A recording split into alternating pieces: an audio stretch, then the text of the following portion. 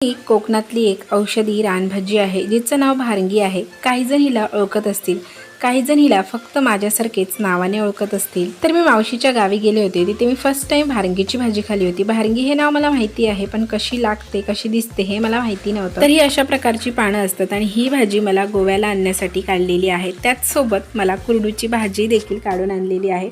बघू शकता एवढी सारी भाजी आहे। तर ही भाजी माझी अतिशय आवडीची आहे आणि माझ्या आईकडे जास्त प्रमाणात ही भाजी भेटत नाही, पण मावशीकडे मिळाली होती म्हणून काढली होती। तर ही देखील मला गोव्याला आणण्यासाठीच काढलेली आहे। त्यासोबतच ही अळूवड्याची पानं आहेत। भरपूर जणांनी एवढी मोठी अळूची पानं बघितली नसतील, तर ही जी पानं आहेत ती स्पेशल अळूवड्यांसाठी, म्हणजे या अळूला अजिबात खाज येत नाही आणि खूपच स्वादिष्ट अशी याची अळूवडी तयार होतात।